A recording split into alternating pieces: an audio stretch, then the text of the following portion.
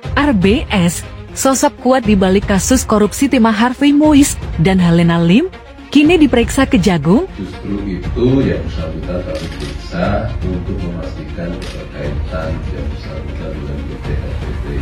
Ya. Apakah yang bersangkutan sebagai pengurus, apakah yang bersangkutan sebagai BU, atau memang tidak ada kaitannya sama sekali ini untuk menghindari peraturan kita, maka kami klarifikasi sejauh mana kaitannya. RBS, orang ini diduga yang menginisiasi pendirian perusahaan-perusahaan yang melakukan dugaan kerjasama dengan oknum PT Timah melakukan dua hal. Satu, markup atau membengkakkan biaya smelter. Kedua, diduga mengambil konsesi tambang batu bara di lahannya PT Timah dengan secara ilegal. Jadi diduga mencuri. Di mana-mana dalam proses penambangan yang melanggar hukum pilihannya hanya ada dua. Yang pertama, biasanya menghindari aparat, lalu yang kedua bekerja sama dengan aparat atau pihak-pihak yang punya kuasa tuh. Nah, yang bekerja sama dengan aparat ini tentu akan memakan waktu yang lama untuk dibongkar tuh. Pengusaha berinisial RBS dikabarkan tengah diperiksa oleh Kejaksaan Agung imbas kasus dugaan korupsi timah. Diketahui, sosok RBS ramai disebut-sebut sebagai sosok di balik kasus korupsi yang menyeret nama suami artis Sandra Dewi, Harvey Muiz, dan Tresirit Pantai Indah Kapuk PEK, Helena Lim. Tak hanya itu, RBS juga dikabarkan menjadi orang kuat yang mengendalikan kasus korupsi timah yang menjerat Harvey Muiz dan Helena Lim, hingga menyebabkan kerugian negara senilai 271 triliun rupiah.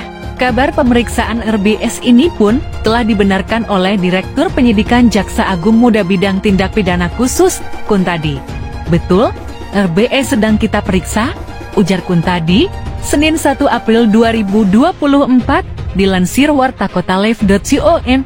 Meski demikian, Kuntadi masih enggan membeberkan materi pemeriksaan dari RBS ini. Kuntadi menekankan pemeriksaan RBS ini sesuai kebutuhan perkara dan tidak ada desakan dari pihak manapun dalam proses pemeriksaannya dan murni untuk kepentingan penyidikan. Kita memeriksa seseorang tidak ada urusan dengan desakan siapapun, tapi karena semata-mata kepentingan penyidikan, tegas Kuntadi. Diketahui sebelumnya, Koordinator Masyarakat Anti Korupsi Indonesia (MAKPAE), Boyamin Saiman, sempat menyebut Harvey Muiz hanya berperan sebagai kaki tangan, sementara itu, ada sosok kuat di balik Harvey Muiz dan para tersangka lainnya dalam menjalankan tindak pidana korupsi timah ini. HM itu adalah perpanjangan tangan perusahaan yang diduga terkait korupsi dalam kasus tambang timah, dan itu ada beberapa perusahaan, tidak hanya satu perusahaan, kata Boyamin, Minggu 31 Maret 2024. Sosok kuat di balik korupsi yang dilakukan Harvey Muiz ini, sebut Boyamin, adalah RBS yang berperan sebagai pihak yang mendirikan dan mendanai perusahaan-perusahaan yang digunakan sebagai alat korupsi tambang timah. Boyamin menyebut, sosok RBS memang tidak tercatat sebagai pengurus perusahaan-perusahaan yang diperkarakan. Namun, ia diduga menjadi pemilik sesungguhnya sekaligus penikmat keuntungan utama dari tambang ilegal tersebut. Karena rangkaian itu, kalau dilacak, ya, sederhana. Kalau dilacak aliran uangnya, puncaknya akan sampai ke RBS itu. Disitulah Kejaksaan Agung harus mampu mengungkap itu, ungkap Boyamin. Kejaksaan Agung Kejagung RI membuka peluang memiskinkan suami artis Sandra Dewi, Harvey Muiz, yang kini jadi tersangka kasus dugaan korupsi tata niaga komoditas timah wilayah izin usaha pertambangan atau IOP-PT Timah Tbk tahun 2015 sampai tahun 2022. Direktur Penyidikan Jaksa Agung Muda Bidang Tindak Pidana Khusus Dirdik Jampitsus, Kuntadi, menyebut Harvey Muiz bakal dijerat pasal tindak pidana pencucian uang TPPU nantinya.